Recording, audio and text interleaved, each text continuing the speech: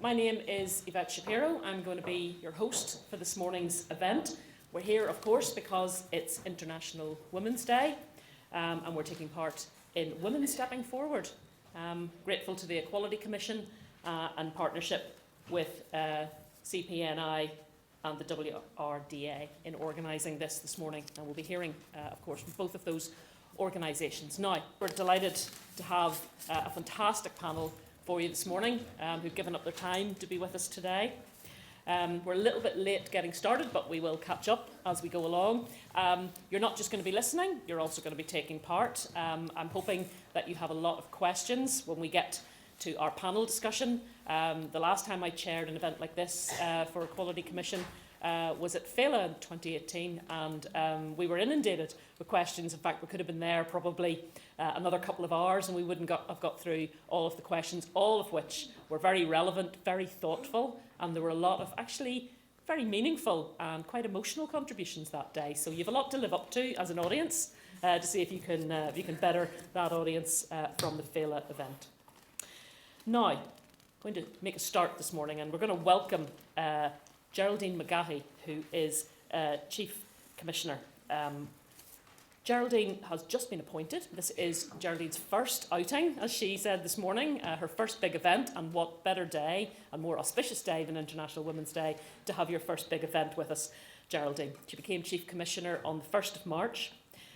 Previous Chief Executive of Larne Borough Council, a long and very illustrious career in local government, for which she was awarded the OBE in 2014. She's also a non-executive director of the Northern Health and Social Care Trust and is a member of the Parades Commission. Geraldine, you're very welcome.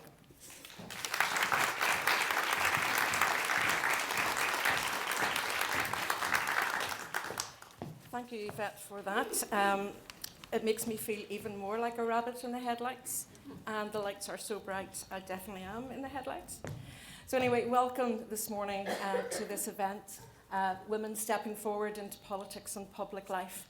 And it really is a great pleasure for me to be here today, to take part, for this to be my first roadshow, as they say. It's a subject matter that has been very important to me and is something that I'm very passionate about. So encouraging greater participation in public and political life is a key priority for the Equality Commission. And we're pleased to be working in partnership with the Commissioner for Public Appointments, the Women's Resource and Development Agency, and Reclaim the Agenda on this event as part of International Women's Day 2020. Today we have a great lineup of speakers, including a Minister of the Executive, and Minister Long, unfortunately, should have been here but has had to cancel at very short notice for personal reasons. But she does send her best wishes for a successful morning and her apologies for not being here. I want you to consider a backdrop of Northern Ireland's population. There are 51% of us women living here in Northern Ireland. So that means there's only 49% of men. So anyway, against that backdrop, let's consider how many councillors we have. We have 26% of our councillors are females, and the rest are men. 33% of our MLAs are female.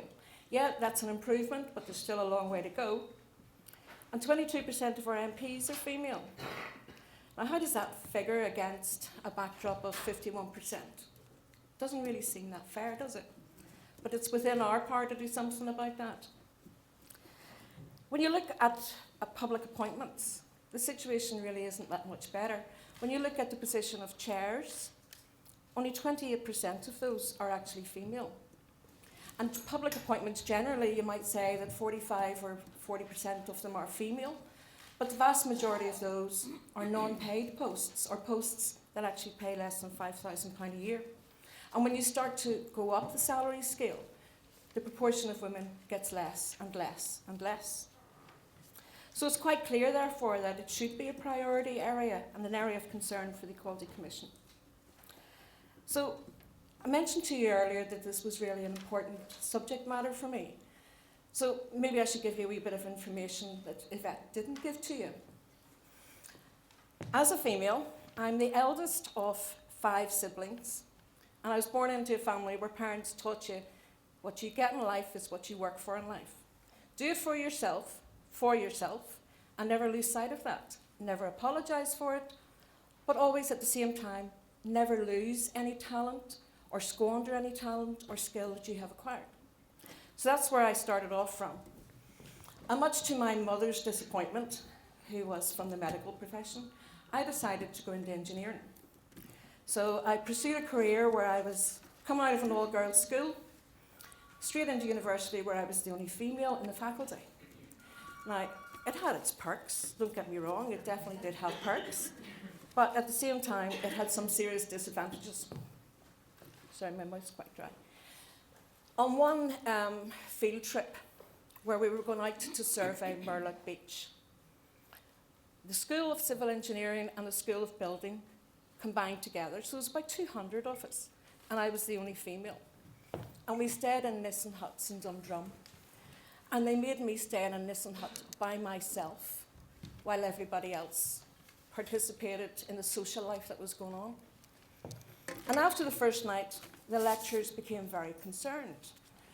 So they sent me home, and I wasn't allowed to complete that course unless I could arrange to have transport to ferry me to Dundrum every day and collect me at night, all because I was the only female. I don't agree that that's appropriate. I didn't agree that it was appropriate. I'll not tell you when, because it makes me look really, really old. It was a good while ago, but there's still that kind of attitude exists today. So I pursued a career where I was the first female doing a whole lot of male things. And probably my upbringing made me sort of challenge that and stand up to it and take it as I got it and give back what I got. So I didn't always receive comments in the negative way in which they were probably intended. And I did give back. And my father used to always say to me, I had a gutter mouth, because I was used dealing with men on building sites. And rather than tell them that their language was inappropriate, I would have joined in. Their language became my language. And you don't really notice it until much later in life, when you hear other people talking the way you spent your life talking. You think, no, that's not good.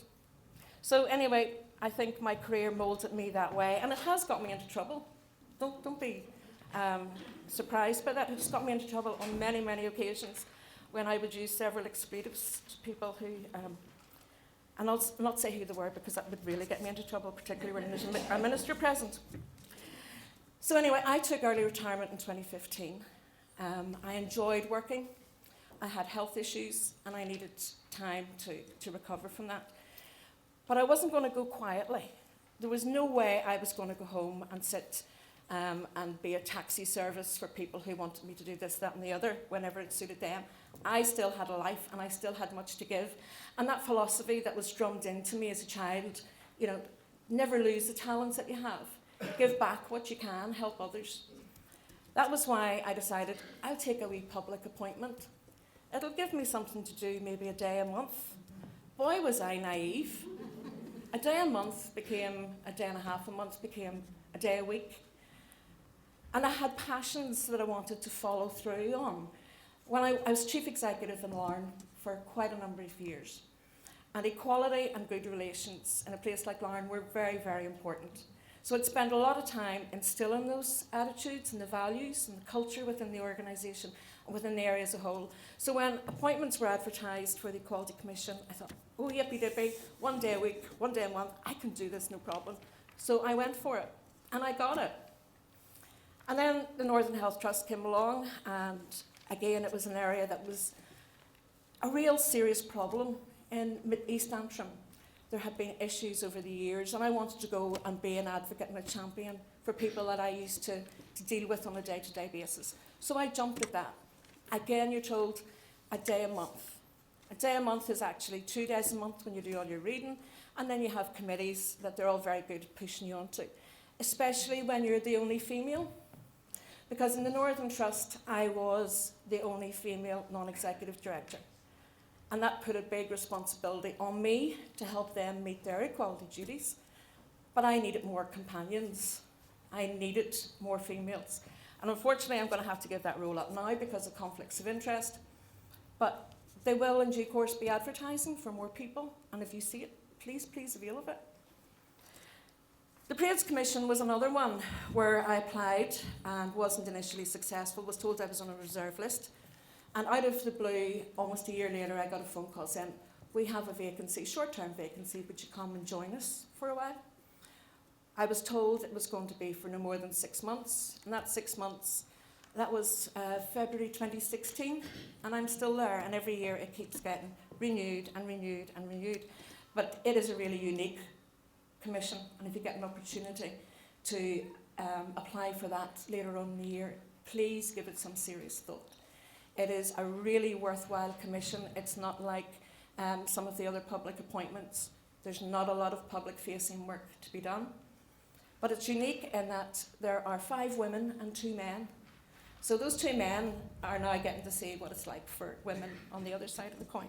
So anyway, that's a little bit more about me, and that's why you can see that today is really important to me, because I want to encourage and inspire as many of you to do what I have done. There are barriers. It's well documented that there are barriers to women getting involved in political life and public life. But those barriers are not insurmountable. There are many organisations and programmes out there. For example, the Boardroom Apprentice. It's a programme whereby people who have an interest in overcoming barriers and getting used to that whole philosophy can learn from each other, and they can actually shadow a board. And some of them are here today. They're wearing lanyards. My own apprentice, Adriana, is there. Maybe you shouldn't talk to her too much, because she might tell you just how useless I have been in helping mentor her through the programme.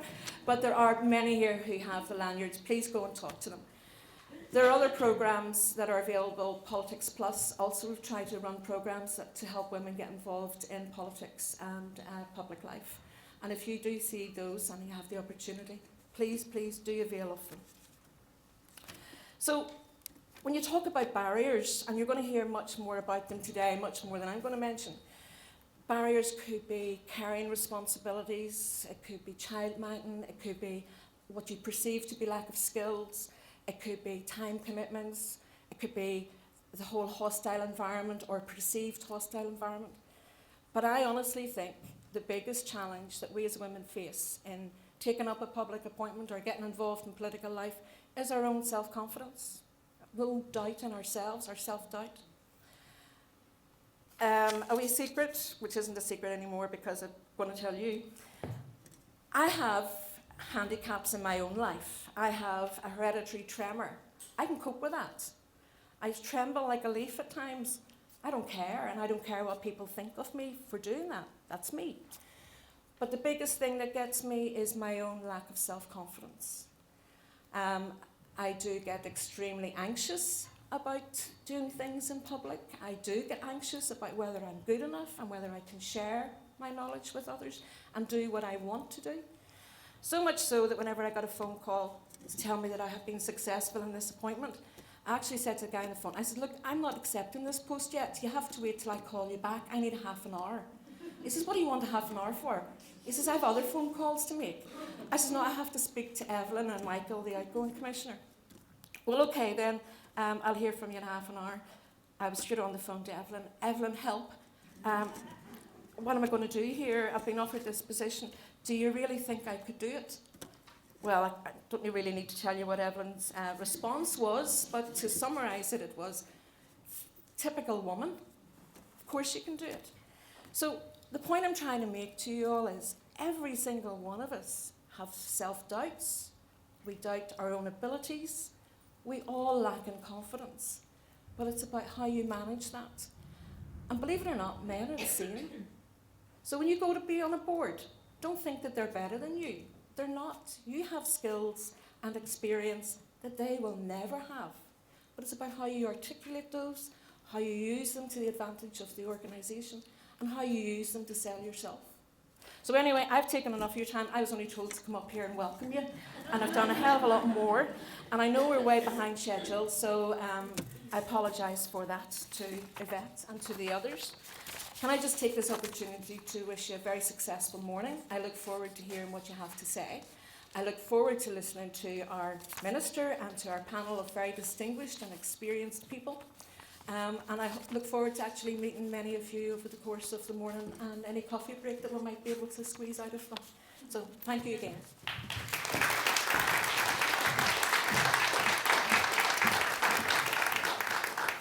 Thank you, Geraldine, and you're forgiven for taking extra time because that was a very inspirational welcome today and very personal, and thank you for sharing your own experiences because I think it resonated with a lot of people. It certainly resonated with me, and I worked in television and media for most of my career, and it gets no easier actually to stand in front of a camera or to stand in front of a room. You always do have that self-doubt. So thank you very much for a very, very warm welcome to everyone here.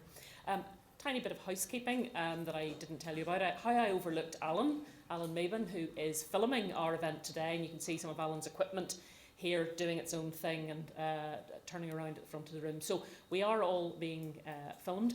Some of those clips might be going online, possibly to a short television programme. So again, if you're not keen at all to be on camera, let us know and can maybe set you to the side so that you're not caught there. But just let me know. Okay, we will move on. I'm very, very pleased to welcome a minister from our new executive, Deirdre Hargey, who is Minister in the Department for Communities.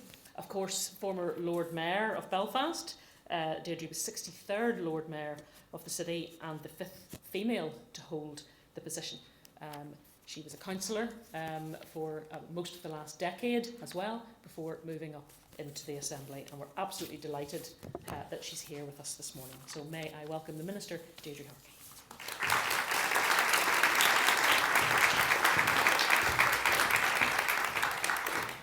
Thanks very much, Yvette, and thank you very much just for the invitation to come along and speak here as part of International Women's Day events this week.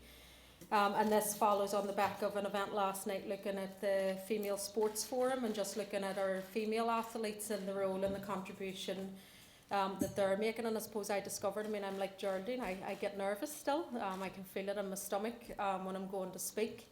I often hate usually doing the media bit because you just doubt yourself as well. And I suppose when I was listening to the female athletes last night, one of the big things was the confidence that they had.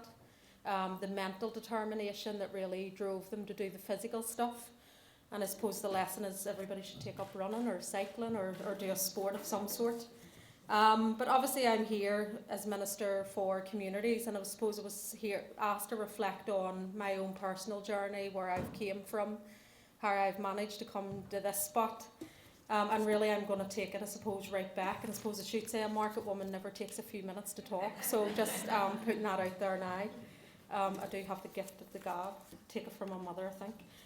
But I'm from the market, so it's an inner city working class community in South Belfast, sits right beside St George's Market, and it gets its name from the variety of fruit and cattle markets and the creation and the industrialisation of Belfast. And it's a community that is celebrating 200 years of a rich working class community this year, and we have a Market 200 celebration that actually kicked off in St George's Market in November last year. So very proud of my working class heritage and the fact that I still live in the area that I was born in. I came from obviously two parents, Anne and Jim, who are from the market, who were both Republican activists, community activists involved in civil rights movement. So we grew up just with politics throughout our family. They had 7 children. Had 8 children in total, but had 7 who have survived, and that's 4 girls and 3 boys. And I'm the 3rd eldest out of those 7 children. My mother's still alive, obviously. My father died 16 years ago. But they were, I suppose, the main influence for me in terms of my ethos, in terms of my drive around equality and human rights. And I suppose given me the strength for the type of work that I did get involved in. I'm a community activist by background. That's what I've done my whole life.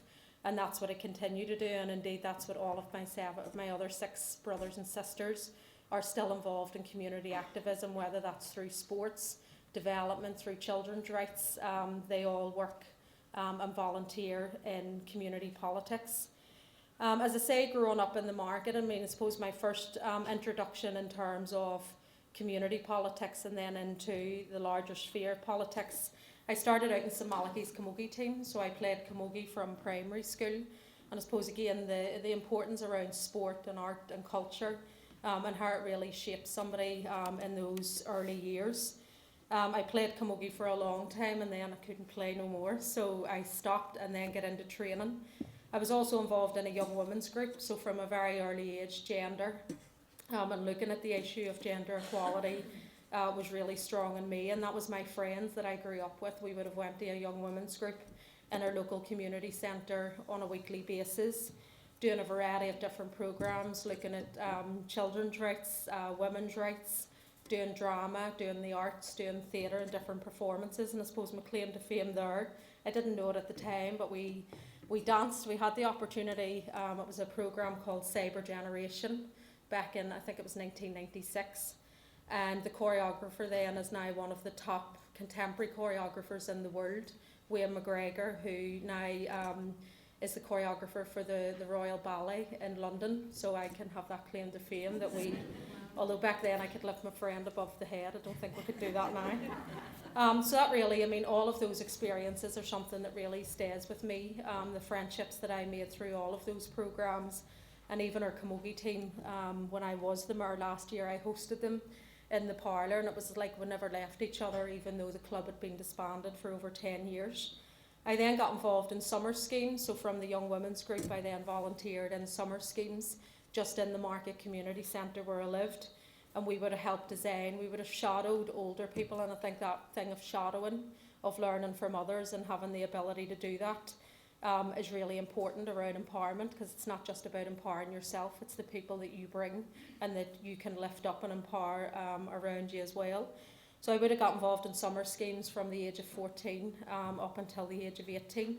And then when I was 16 then I followed my daddy into the local residents group, the Market Development Association. He had helped establish that group with other residents back in 1994 in the Market community, and that was really to look at the social and economic conditions that that community were facing. And I went on that committee, and I can always remember, and I still have this trait at times, I never spoke at that committee for a year because I was just too nervous.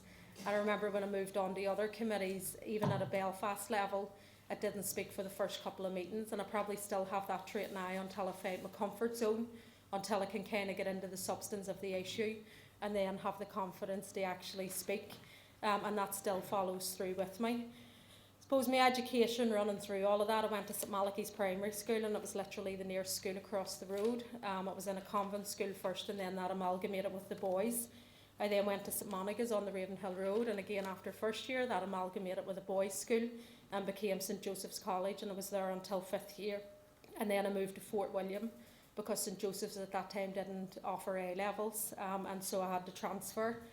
My working life spans broadly. I started out in Smith's Irish Linens in Royal Avenue, and they had a factory off the Shankill, and I would have worked there from I was 16 up until I was about 18. I worked in Dunn's just as a cashier, and I left them when they put me into the kitchens because I couldn't cook, still can't cook. And I freaked out after 2 weeks, and rather again the confidence going and saying, look, I can't do this, I just left the job and didn't go back to it. I worked in collecting cards, and then I moved into incapacity benefits, and then I went to the Child Support Agency for a year, and I absolutely hated it. And now it's funny that I'm overseeing these departments in this role. And I went in there with one of my best friends that I grew up with, that I played camogie with, that I was in the Young Women's Group with, and she had the mental strength because she's still there after all of these years in incapacity benefits. I then moved from there into the Market Development Association, so straight back into the community that I was born and bred, and I was a housing campaigner just in the Market area. And then I moved from there a couple of years later to a Belfast level. I was working in Falls Community Council. So even that was a big move for me, just coming out of my comfort zone, out of the area that I was born and bred in, where I knew people, entering into this whole new big organisation in the west of the city. And I worked for an organisation called the Belfast Conflict Resolution Consortium, and it was former combatants, former political prisoners working across Belfast around interfaces. So it was at that time when there was real tensions at the interfaces. There were conflicts around parades, around contentious parades, around protests relating to those parades as well. And my role there was to try and build networks and build the communication and the contact to try and eventually deal with those instances. I then moved from that to the Belfast Reconciliation Network, which was based in the Clonard area, and then I became a development worker in the Clonard area, funded under the Neighbourhood Renewal Programme. And in the midst of that job then in 2010, I then became a councillor in Belfast City Council. So I'd never thought, I never set out to become a councillor, so like an elected person. I don't see myself as a politician. I suppose that's the first thing. I see myself as a political activist. And I've moved from community activism into political activism. So I always had that awareness that things needed to change. You need to change the system. That you would have to become politically active, and obviously I got that at a very young age from my own mummy and also from my daddy, who were involved in political activism, and as I say, such as the the civil rights movement as well. So when I became a councillor again, I was asked back in 2009, would I become a councillor, and it took me 6 months to make my mind up. So you had an hour to half an hour. I took 6 months. Until they came back and said, look, we need an answer, we need to know what you're going to do. And then I said yes, but again, it was trapped with reservations. Was it good enough? Would I be able to do it? I hate public speaking, and would I be able to? But I just thought, if you want to make a difference, you have to take the leap, and that's what I've done. So I entered council back in December 2010. I ran my first election then in May of that year, and as soon as I came out of the election, I was then put in by my party at the time to chair the Strategic Policy and Resources Committee, and it was the main committee within the council at that time. It set the rate, it looked at the policies, it's where all of the senior officers and I suppose the party leaders from all the political parties would have sat at that committee. And again, I can remember the night before chairing my first meeting, I couldn't sleep the whole night, I was so nervous. I thought I was going to throw up and I just couldn't settle. And then you transition in a way, because I still get really nervous, but you kind of put on an exterior and it's like it's not you. That's the way I can rationalise it. But you have to go in and just do the job because it's for the other people that you're representing. So I chaired that committee. I then, throughout my almost 10 years in council, chaired the Development Committee, the City Growth and Regeneration Committee. I then became the party leader for my party. And then I went on to become the Mayor of Belfast last year, so back in 2018 going into 19. And I suppose I was asked to take on that position a few years earlier, and again I said no, because I was too nervous. I didn't want. I was wondering, did I want to do it? So it took me a couple of years to convince me to say yes. And again, I suppose it was that call of my party, Sinn Féin, had never had a female in the role. In terms of taking this on, and I felt there was a responsibility then on me that if I shout about these things, then I also need to step forward and take responsibility. Throughout my time in council as well, when Bernie Kelly from the SDLP left the council, I then became the gender champion and I chaired the women's steering group, so would have worked with Reclaim the Agenda, WRDA and others throughout my time within the council. And obviously I loved that experience. It was female elected councillors and then female members of staff within the organisation. And for a couple of years it was looking at internal changes that we needed to make within the council, how we move women up in the organisation, looking at female representation. And then we realised that as a public body we have a wider responsibility. So we started to look outwards into the community and how we built the links and the relationships within the community. And I think the relationships that we built with Reclaim the Agenda, WRDA and others are still going strong even today.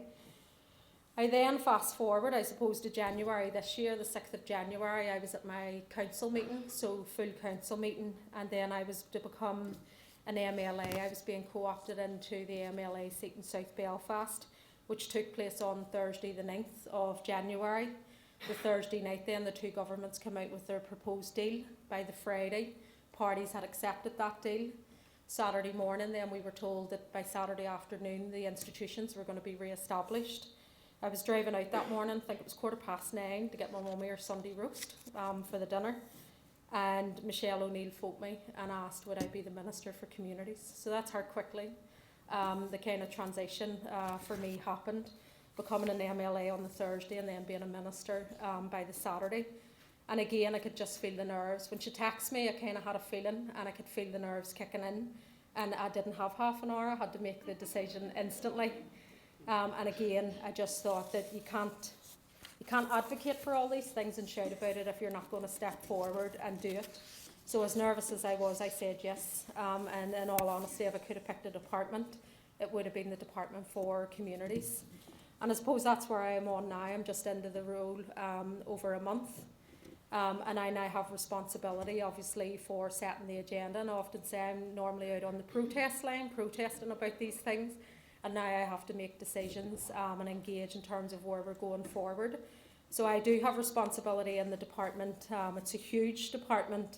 Anything from housing, private rented sector, public housing, social security system, the pension system, culture, arts, sport, languages, museums, libraries, heritage buildings, and then all of the strategies that go across government. So the equality strategies around gender, around anti-poverty, children's poverty strategy, disability strategy, the sexual orientation strategy, LGBT rights. So all of that now is within this department, but we can do huge things with it if we focus in the right way. And I suppose for me, in terms of taking forward the gender equality strategy, all of these strategies, my focus going into the department was to protect the most vulnerable. So from the type of community that I come from, a working class community, was to embed a rights-based approach, so to ensure that we're embedding human rights in all that we do, and to engage and to lift up those at the grassroots, to ensure that they're involved. So to ensure with all of these strategies that they're embedding human rights and that we have co-design at the heart of them. And again, it just doesn't happen, because you're right, we need to think about things around a lot of these people involved in these groups, whether it's the women's movement, the trade union movement, or LGBT community as well. It's how we engage them, how we bring them into a co-design process, how we respect their time, looking at issues like payments for people to come along. We shouldn't expect as a government for people to do all of this for free, because a lot of the time they're volunteering or working in the community voluntary sector, which do have low terms and conditions, and it's things that we need to look at. So if we're going to engage with people in a co-design process with government, they have to be supported in doing it. It's even the issue of public appointments, and that's something within my department, and even trying to push across the executive, that I want to shake up. Public appointments should be reflecting the community out on the streets. If it's 51% of women, that should be reflected in our public bodies. We need to reflect, obviously, the different ethnicities or genders. We need to reflect our class, so making sure that we have working class communities engaged in these processes as well. So that's something that I want to really look at in the time ahead. And as we're doing co-design processes around all of those strategies, to ensure that we're adopting that same approach throughout. And I suppose for me, all of this needs to be looked at, all of the work that we're doing. Obviously we need to tackle structural inequalities. So it's not necessarily the communities on the ground that need to change, it's the systems that sit above, or that the systems that create the oppression that need to change as well. So we do need to look at new economic systems, and that's something that I'm going to be looking at within the department. I don't hold the Department of Economy, I don't own the global economic system, but we can start to test new economic models for the Department of Communities. So how do we target objective need? How do we provide a gender lens? How do we provide an LGBT lens? And how do we direct resources in that direction to all of the work that we're doing? And indeed, we also need to challenge the political system. And I say that constantly. I met with the Equality Coalition yesterday. And obviously, I want to work with organisations and with movements around co-design. But that doesn't mean to say that I shouldn't be challenged, that I shouldn't be held to account either. And so it's thinking through all of that, what way that works, that we can work together to aspire to have the same outcomes, but there's still that challenge and accountability that's built in. And I suppose for me and all of that, so I'm looking forward obviously to the role, obviously to engage with women. I've been very influenced. My mummy has been my biggest influence, my sisters, and I put that down to my mummy, are strong women in their own right and out doing their own stuff as well. And obviously I now have a niece who's coming up, I have a sister who's pregnant as well, and if it's a girl, but just embolden that strength within the next generation of young women coming up is for me challenges. I suppose I always get stuck at this question about what are my challenges. I suppose the big thing is myself. That's the main thing, is about you doubt yourself more than anybody around you, and it's actually been the people around me that's encouraged me, that put me into positions of responsibility where I would either sink or swim within that. And so it's been overcoming the fears within my own self, overcoming that mental thing to say that you're not good enough, you can't do it. And that's been the biggest challenge for me. There's times throughout all of this about, because you care about the issues you work on, I do have a good cry. That's one way that I deal with it. And then I kind of feel sorry on myself, and then you pick yourself up again and get on with what you're doing. But it's who you surround yourself with, and it is that thing. You have a responsibility to lift up other people around you as well. And I suppose I'll just end, because I told you I could talk, is your power is your radical self. So you have to find it and you have to use it. So again, I'm delighted to be here. I look forward. I know there's many organisations and activists in the room, and I'm sure over the next 2 years of my term, I'll be working with many of you and just look forward to having that radical edge they all would do. So, Gormila Mayogov, thank you.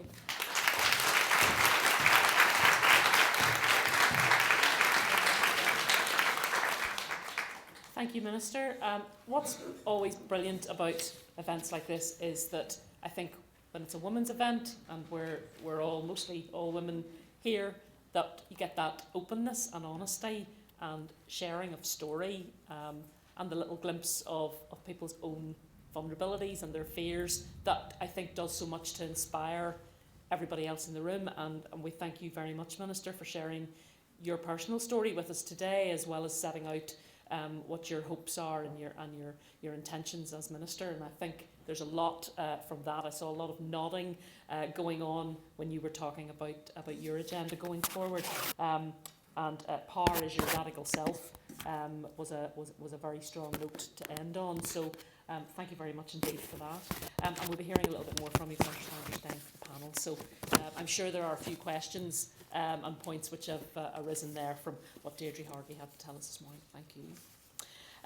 Now, we've talked a lot already this morning about public appointments, and the person who is central to the public appointments system here is Judena Leslie, who is going to be our next speaker. Judena read law at Queen's and was admitted as a solicitor in 1987, senior civil servant and a public law lawyer. She's been Commissioner for Public Appointments since September 2015. She was a very senior civil servant, holding a number of key posts in environmental policy and sustainable development and law reform. And she was also the founding Chief Executive of the Northern Ireland Law Commission. So an illustrious career and a lot of experience in the area of equality and of women taking their role in public life. Judena Leslie.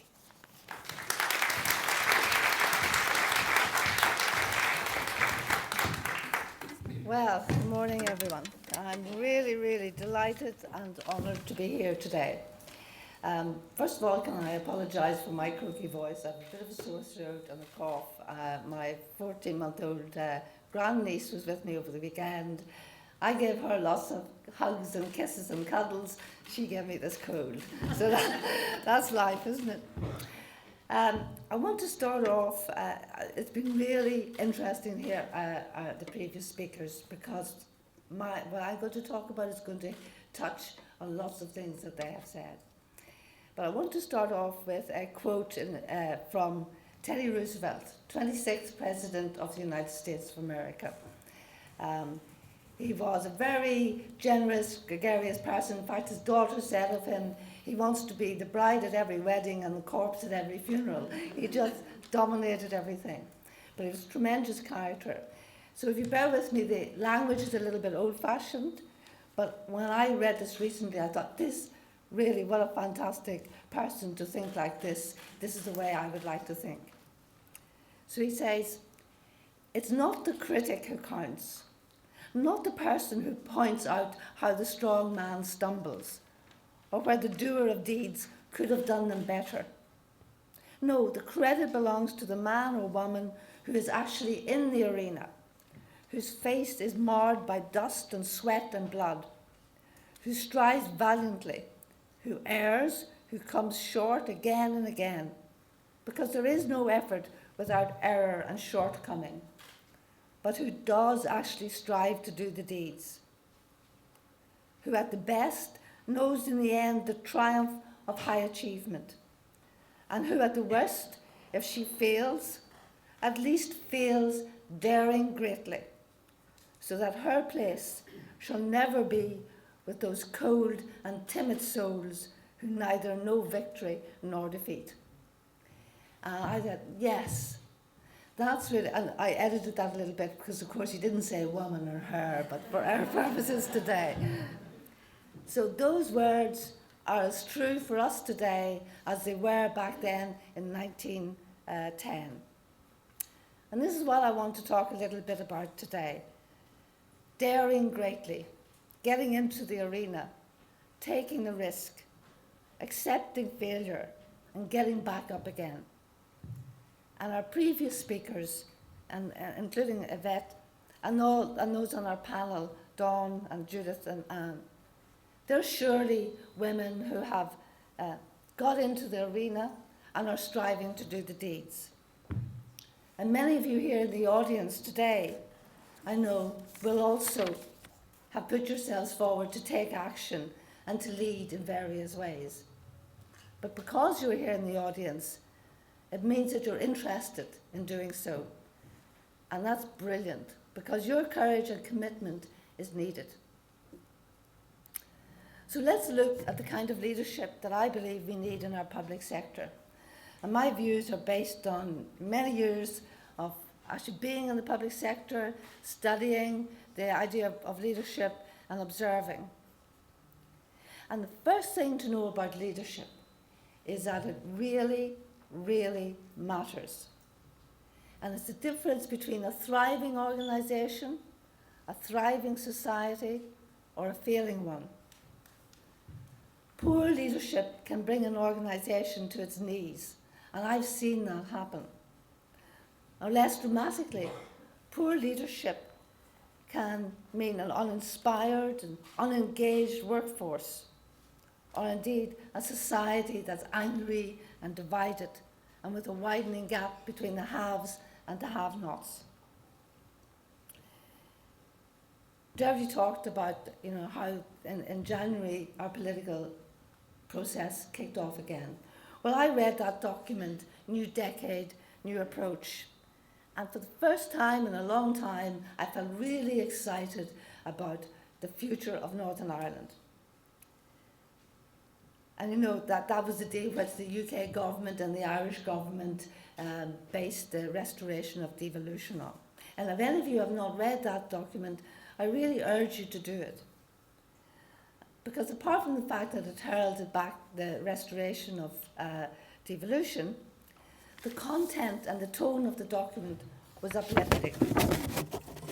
It addressed bread and butter issues which are important for all of us: mental health, action on drugs and alcohol, a single education system, educational underachievement, building skills for a thriving economy, driving sustainable productivity, fully acknowledging climate change challenge, a childcare strategy, and much needed reforms to our justice system. And it talked about rebuilding the trust of citizens in the future administration, very important, and it stressed the need for stronger transparency and accountability. And that's what we're going to hold and expect from the public sector, public servants. Now, we all know we face massive economic and social and environmental challenges going forward. But I read that document and I thought, whoa, I can really sign up for this. I can really want to be part of this. And I'm really glad to hear Deirdre talking today with so much passion and commitment in going forward to really working to create a more fair and equitable society and prosperous. So as Commissioner for Public Appointments, I regulate the system for appointing individuals to the chairs and boards of our public bodies. In other words, to positions of leadership in those bodies. And as you all know, our public bodies, they're the ones that are going to have to deliver on the commitments. They're the ones that are going to have to deliver the public services that we need and spend the public monies.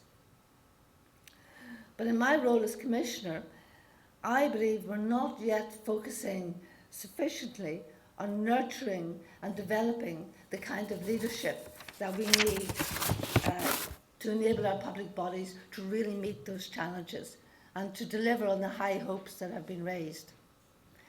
I believe we need a different kind of leadership from what has gone before. And what today is about is recognising that women have to play a greater leadership role if we as a society are going to meet and overcome the massive challenges that we face. But the reality is there are still barriers holding back women from stepping into the arena and taking a leadership role. Some of them are external, and some of them, as our speakers have already touched on, are internal. The external barriers have diminished in recent years. When I was promoted into the senior civil service, which it was back in 1993, now I was very young, at that time I was one of the youngest, but that's 27 years ago. There were less than 10% of women in the senior civil service then. Many of my female colleagues were married or unmarried. There was only one woman at the deputy secretary grade. There were no permanent secretaries. And in the 26 years that followed, there were only ever 2 permanent secretaries. Last year marked a significant change in that there were 3 permanent secretaries appointed. But I remember, when I became Commissioner, I had the occasion very early on to speak to a group of senior civil servants, including the head of the civil service, and I said, look at your permanent secretary group. It looks like the Politburo. It's, how can you put this forward as modern management? Now, they didn't like it, but it's the truth. And there's yet to be a woman appointed as head of the Northern Ireland Civil Service. And if we look at other institutions, the same picture prevails. Only recently 2 women in the High Court bench. Small number of our school principals, despite the large percentage of women teachers, small number of school principals, small number of councillors, small number of women as elected representatives. And the embarrassing truth is, and I include myself in this failure, we have just accepted this for far too long. So when I was appointed as Commissioner, I was outside the civil service and I had a little platform, public platform, quite a small public platform. George, you have a much bigger one. Mine's small, so I have to be careful I don't fall off it. But I decided I was going to use that platform to promote diversity and particularly to promote the need for women in leadership roles. And the departments and the ministers were very supportive and they talked the talk, as they sometimes do. But it's been very slow on our boards, particularly at chair level. And despite being supportive, and I was able to get targets set for equality on boards, and particularly at chair level, to get 50-50 targets. But on a number of occasions it was said to me, oh, you need to be careful, you're not going to be perceived as a single issue or a narrow agenda, having a narrow agenda because you're talking about gender equality all the time. But that comment made me even more determined to push this issue. Because I absolutely know that women in leadership is really big. This is a big issue because it can bring about significant political and social change. And if that's not understood yet, or indeed as the case may be, if it's understood but is not liked, then those of us who do understand it and who do desire this change, we just have to work harder and push harder. And it doesn't take great insight to realise that the fact that there are only, 24% of our chairs and public bodies are women, that's just part of a wider, more entrenched pattern. And that's when, at the beginning, when I was appointed here, I asked some uncomfortable questions of senior civil servants and the civil service commissioners. So I asked, how can you support or promote diversity when your organisations have such a poor track record yourselves? And what are the reasons why so few women have reached the top of the civil service? Is it because we're less able, we're less intelligent, we're less experienced? But have we not known for the last 20 years at least that affordable childcare, or the lack of it, is a real barrier to women? What have we done about it? Or is it because those who are making the decisions to appoint into leadership roles, that they find it difficult to say, yes, I think that woman has better experience, more insight, stronger leadership traits than her male counterpart? Is that too difficult to say? Because the reasons can be in the mindset of the decision makers. I mentioned earlier that today's challenges require a different kind of leadership than what's gone before.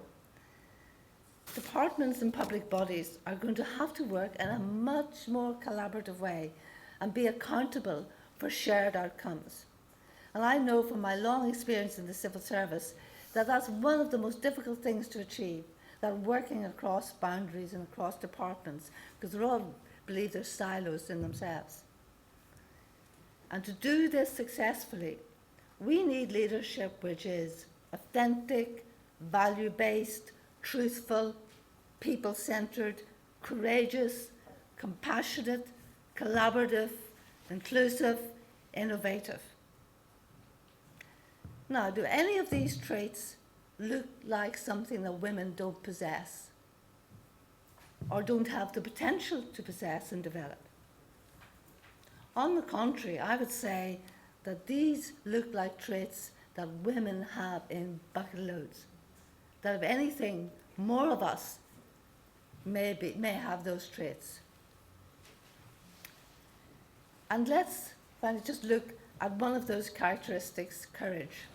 And Geraldine and Deirdre have talked about fears and personal fears. But do you know what the most accurate, and it's proven, there's been huge research behind this, what the most accurate measure of courage is? The key measure of courage is vulnerability. Without vulnerability, there is no courage. And how do we define vulnerability? It's about uncertainty, risk, and fear of social exposure. And there are two things we need to understand about vulnerability, this most central of human experience. First, it is definitely not the same as weakness. And second, every one of us feels vulnerable and feels vulnerability. Every one of us. And if you don't, then you completely lack empathy or you're a sociopath. So I'm putting my hand up for vulnerability. And courageous leadership is about acknowledging one's vulnerability and going ahead wholeheartedly to step forward. I've talked about the external barriers that hold women back, such as affordable childcare. But this is our internal barrier. Our fears, our unwillingness to acknowledge our own vulnerability and go forward. This is what can prevent us from being authentic, compassionate leaders. So for those of us here today, and I say us, we, who have fears about going into the arena, fears of being uncertain, of being socially exposed, or failing, take heart, because those fears are what make us human, and stepping forward is what makes us courageous, and you are not alone. So yes, let's get that childcare strategy into place. And yes, some of the old mindsets still hold, and our work is to reshape them and reshape our own, so that we can truly believe that women are naturally leaders, that we are strong enough to go into the arena, and that we can dare greatly. Thank you.